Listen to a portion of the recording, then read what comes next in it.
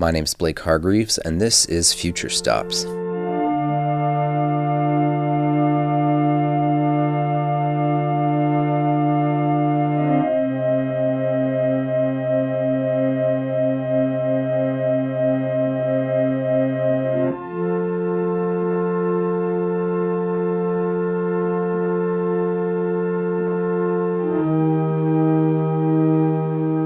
The music you're hearing is that of Canadian composer Sarah Davachi.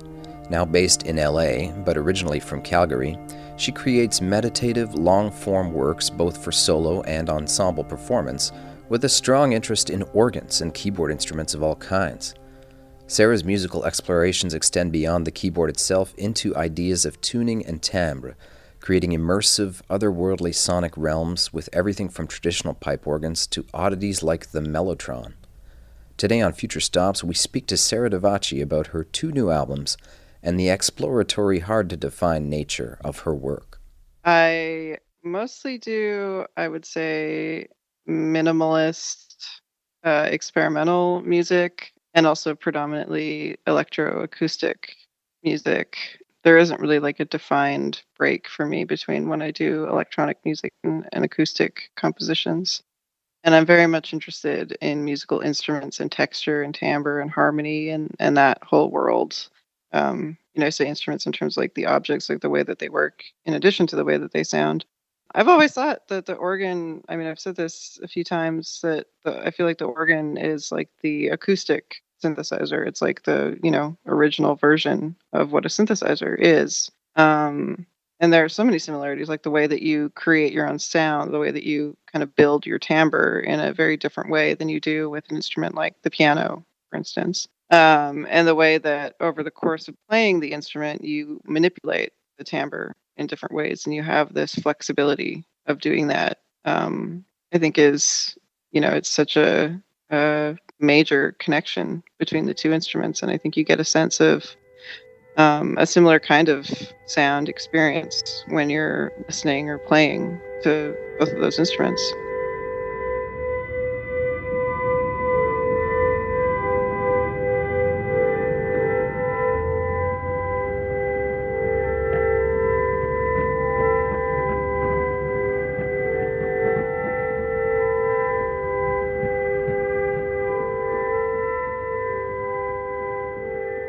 So I used to work at the National Music Center in Calgary. I worked there back when it used to be Cantos Music Foundation. In 2007, I started working there.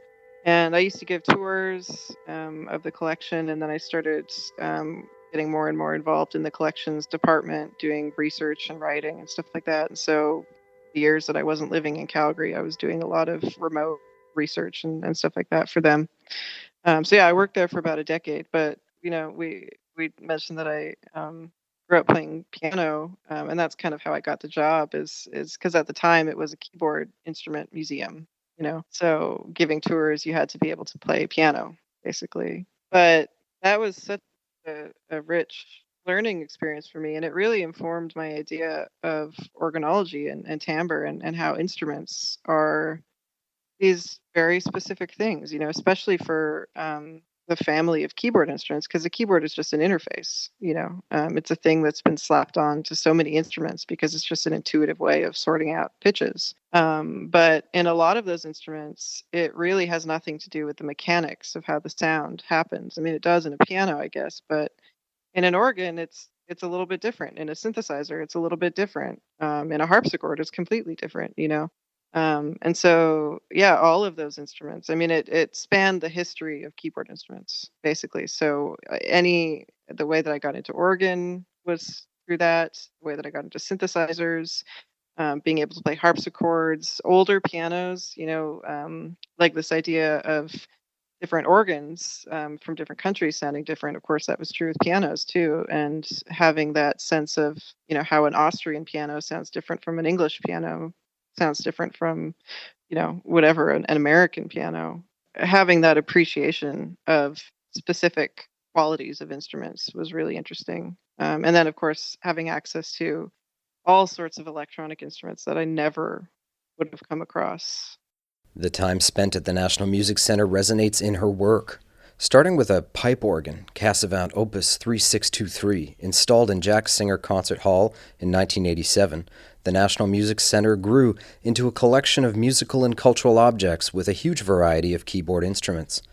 Davachi's exposure to these instruments while working there led to a fascination with timbre and tone that continues to this day as she pursues a PhD on the subject. This passion is very evident on her new album, Cantus Descant, which features analog electronic instruments from the heyday of the technology, the 1970s, when the synthesizer and other sonic inventions changed the sound of music from the classical to the pop world.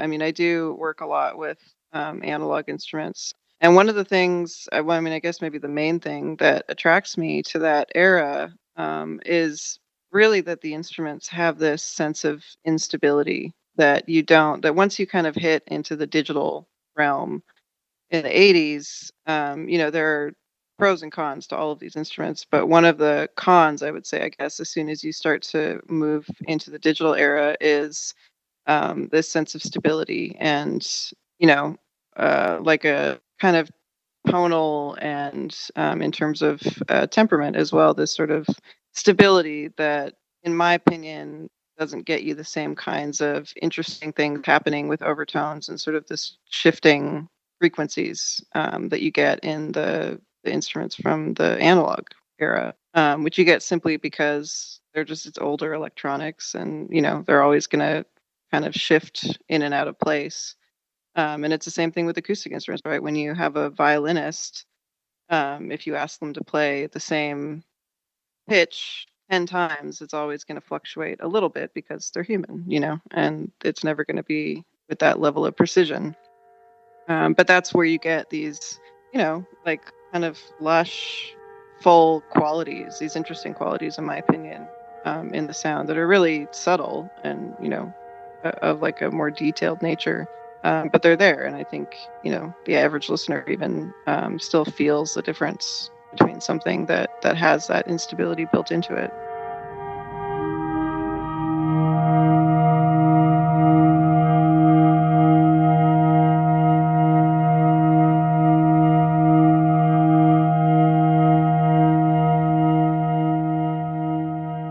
I mean, the way that I think about timbre is, it includes these sort of more generic ideas about, frequency spectrum and spectral content, whether it has a lot of overtones or whether it's a basic sound and stuff like that, obviously shape the association that we have with that specific sound.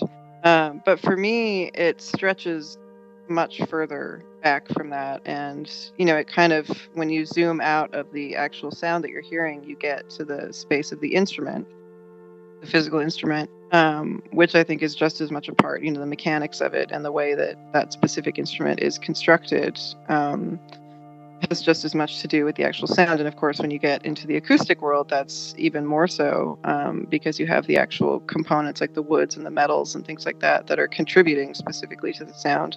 And then you can zoom out even further and you get to the player, and particularly this dialogue that the player has with the instrument. And again, I think that's for me, it's a thing that's brought more into focus with these instruments that are a bit more, I don't know what the word would be, like, I guess interactive in the sense, like with organs and synthesizers, in the sense that the player has a lot more control over how the instrument is functioning, as opposed to a pianist who is kind of working more specifically with what the piano does, and it's kind of speaking to that rather than having this dialogue with the instrument, which again I think is a hallmark of both organs and synthesizers.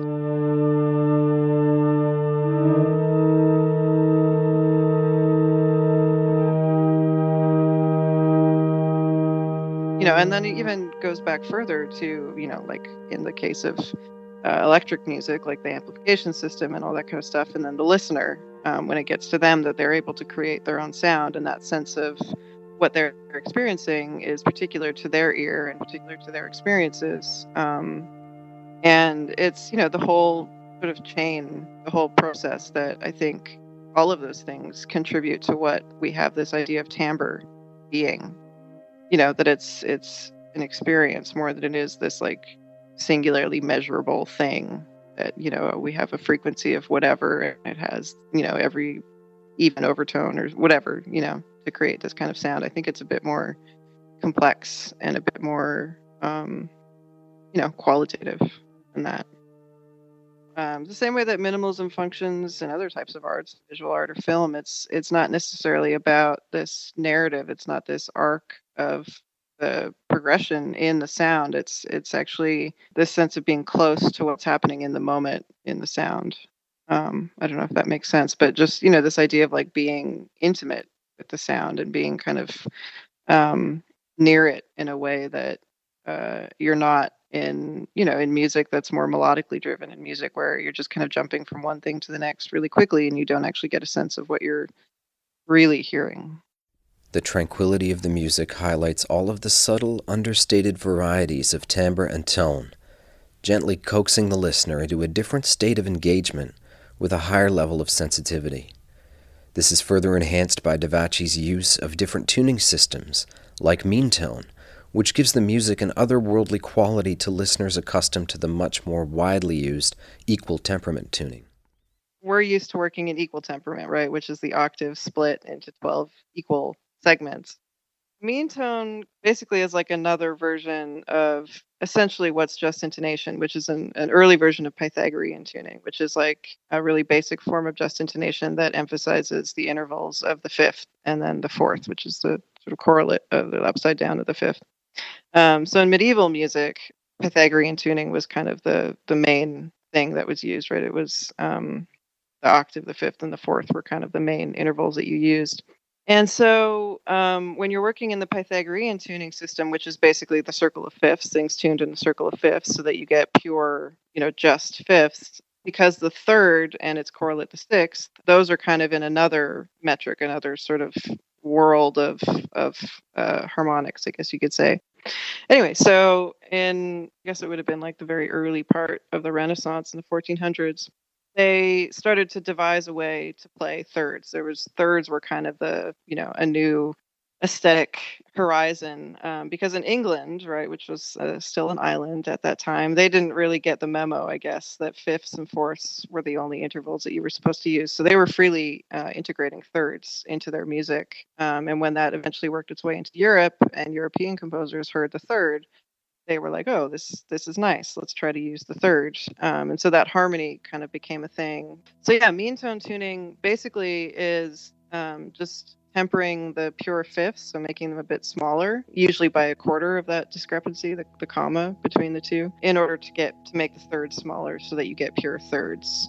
So it's the beginning of this idea of like triadic harmony, of where we get the first, the dominant, the median, and the tonic.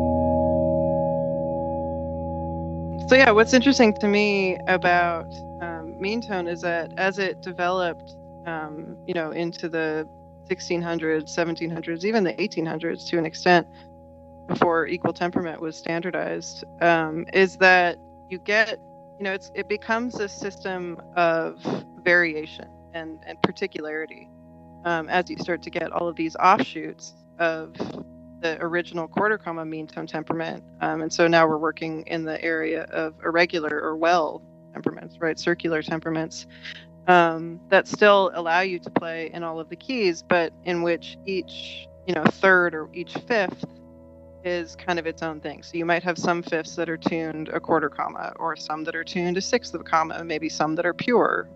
But yeah, mean tone for me is really interesting just because it is so variable and it has this element of impermanence, I guess, to it, or like particularity to a specific thing, the same way that an organ is specific to a space.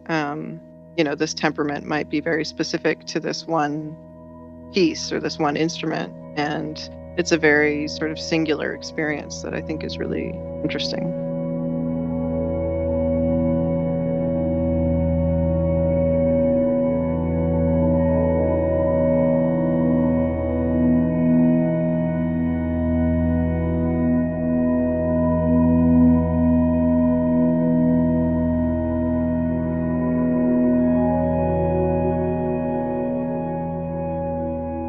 One thing, I don't know why, like I don't know where it came from, but one thing that I've been interested a lot in lately are thirds. And there's a few different pieces on the records, like Midlands does it, Gold Upon White does it, Diaphonia, sorry, Basilica, which is a piece that I actually could perform live if I ever get to tour again. uh, yeah, all of those pieces kind of come from this exploration that I was looking at with thirds. And I think it's interesting, again, with synthesizers, something as simple as a third can become quite complex based on, how you're actually fine tuning the specifics of your oscillators and filters and things like that. And the same thing with organs, especially, when you're looking at mixtures and stuff like that, that you can get really complex tonalities from an interval as simple as a third. And so yeah, I mean, a lot of it was just kind of exploring that movement of thirds, which maybe doesn't sound that exciting, but for me it was pretty interesting, coming from this interest, especially in the last couple of years, this like really intense interest in medieval music, and being like, I'm only going to play fifth, and kind of exploring that world, and then being like, no, thirds are okay. And then also exploring Meantone temperament a lot more, which has become one of my favorite ways of exploring temperament in the last couple of years as well. And just understanding that sense of the third as being this really rich interval that's really expressive, but also not like the cheapened experience that I feel like it is when you're in equal temperament and when you're sort of doing this major minor thing in classical music that can, only go so far. It's been nice to like rediscover the third.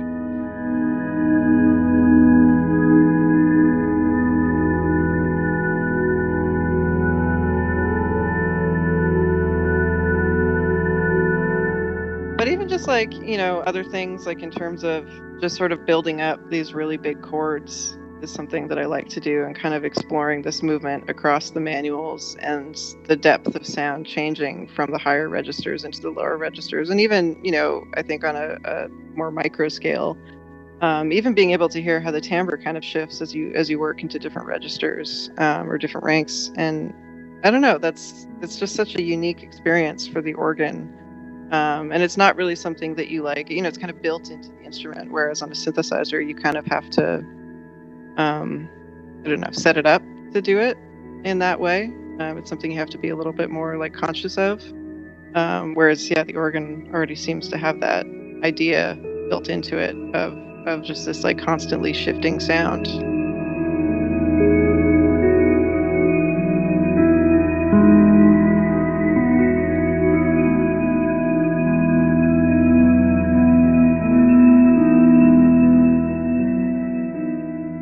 Coming out of the Middle Ages, which is very much this God-centric time, right? Everybody, religion is or Christianity is sort of the go-to belief system. And coming out of that time into the Renaissance, which was this, complete shift towards like the human, or, rational mind and humanistic experiences and endeavors and life, human life, was this very like stark contrast between the two. And I think one of the concepts that came up during that time is this idea of, this awareness of mortality, basically, and this awareness, not even just of mortality, but of like time passing and things ending.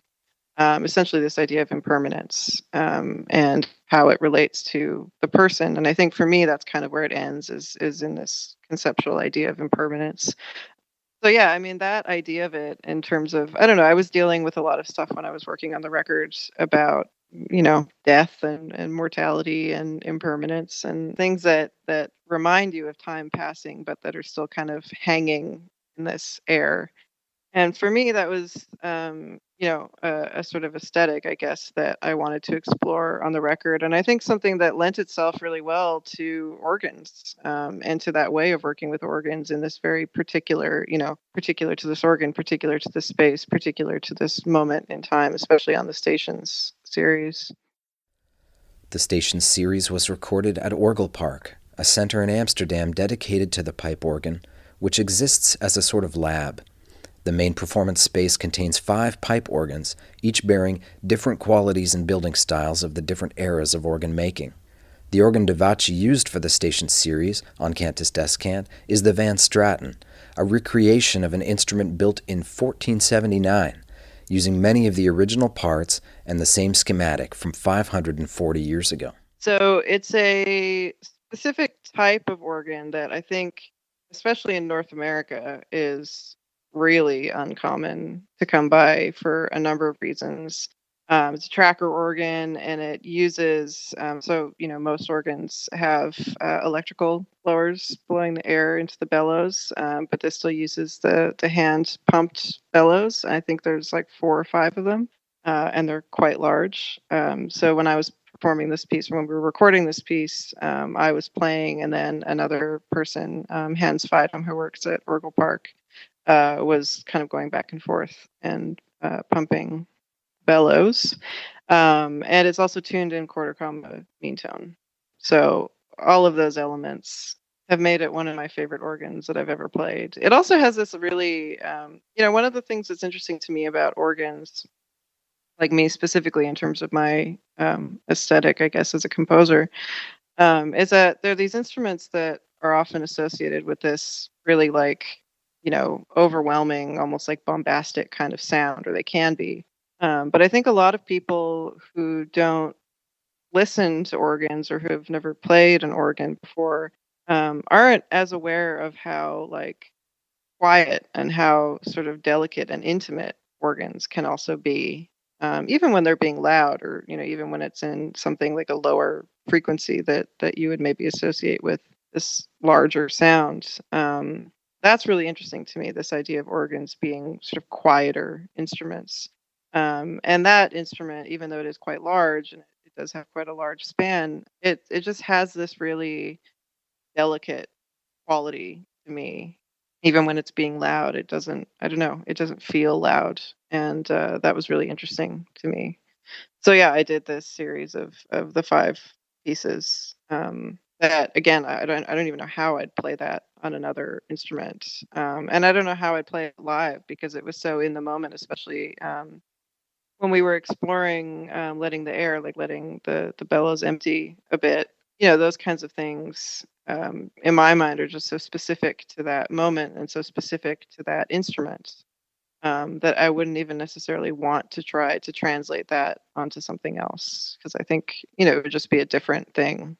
Yeah, and I think when you're working in those concepts, especially when you're dealing with like anything in sort of the Western classical tradition, I mean, sacred music is always going to come up as something that was there or was an influence or had some kind of impact on it. I try to, in my own work, try to, sort of take the basic conceptual things that I think are interesting and leave the rest separate from me as much as I can. Like even with the Station series, I mean, that's a, kind of stealing, I guess, or borrowing from the idea of the Stations of the Cross, which is not something that means anything to me from a religious perspective, but this idea of the word stations as being an expression of different states of being or states of moving through some kind of transition, is, a more basic concept that I think anybody can relate to.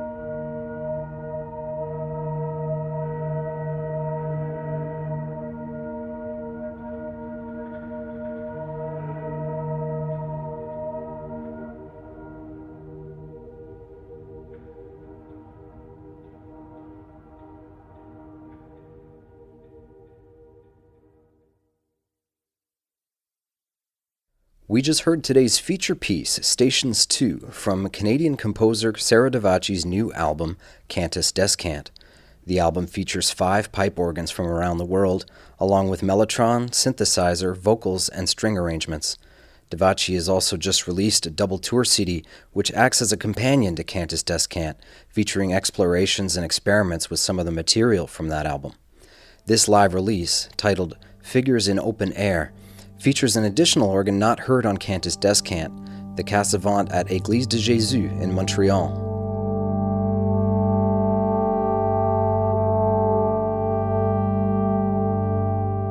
So the album was planning to come out this fall anyway. And yeah, I had this idea that, it might be cool to make, like a CD that's really specific just to the tour that I'll sell. And I think partly because the record is a double album and I wouldn't have been able to travel because I tour alone. It would have been hard to carry like a meaningful amount of copies of the record to different shows. Yeah, so I thought it might be nice to have like a special tour CD or something. And then, of course, when everything got canceled, it kind of grew into a bigger like double CD of just live stuff to kind of obviously not replace the live shows, but to kind of give a sense of like what it would have sounded like maybe if I had been able to tour this record.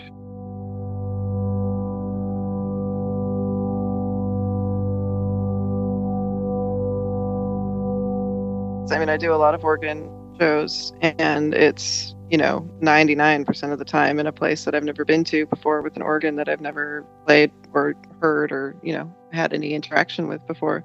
So it's interesting. I've been thinking about a lot with other colleagues who I know who do organ stuff, who I think are not as particular in the same way. For me, anytime I do an organ show, it's essentially like a unique piece that I'm making for that instrument. So unless I'm doing something with electronics, I take the time of the sound check and usually add like an extra hour or 2 onto it as much as I can.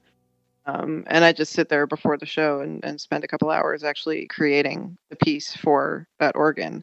And I think, there are certain things that, especially while I was working on this record, there were certain, gestures that came out as the way I see it, like sort of my particular approach to playing the organ, or the things that I like to do specifically with organs, regardless of which organ I'm playing.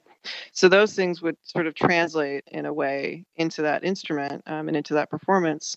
But yeah, it's always, I mean, I don't understand how you cannot do it that way. I don't understand how you can just go up to an organ and play it without actually understanding which stops it has and how the manuals are set up, and kind of getting this sense of the instrument itself, and kind of playing to that specific thing. I think it's the same way that, when people perform electronic music, there are sort of the more like hardcore people who kind of alter things to be able to play to the room specifically. Again, that's based on the speakers and the PA that's actually in that space, and the acoustics and the architecture of that space.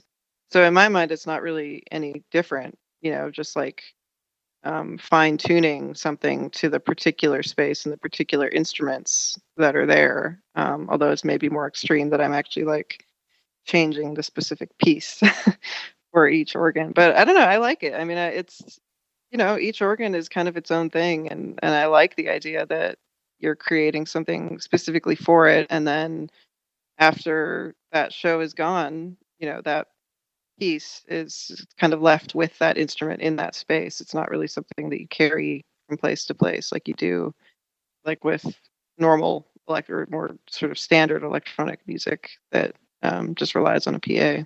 So when you're doing this performance, and you have other instrumentalists, is it still like you talked about before, where you're sort of coming up with your organ part, like on site? But their parts are written before, or how does that work? Or are you actually writing everybody's part in the days leading up to the performance? Yep. Okay. Yeah, I've done a few where I've actually had to write it on the day of, which is like pretty crazy. Like I remember one I played in Calgary actually many years ago, that I had 3 string players, And so I got there early, like at noon or something, and I did the organ piece, and then I wrote everybody's parts, and then I had to actually write out their parts. Like when I write mine, it's just me performing. It can be super messy and whatever, as long as I can read it and understand what's happening. But when I write for other people, I have to actually score it for them in a way that they can read. So yeah, I've had a few times where I've had to do that all in the same day and actually write it out for the players before the concert. Scoring a work on the day of the performance is impressive and courageous, and I'm hopeful that Sarah Davachi is able to perform her work again live soon. Until then, she has lots of recorded music to enjoy, which you can find links to on our website, FutureStops.org. There you'll also find bonus material and ongoing discussions about this and every episode. And don't forget to subscribe to Future Stops so you never miss out. We'd like to thank Sarah Davachi for joining us this week and sharing her story and her process. And thank you for listening. Future Stops is a podcast from the Royal Canadian College of Organists, produced by Andrew O'Connor, with Haley Raymond as community manager and executive producer Elizabeth Shannon. I'm your host, Blake Hargreaves.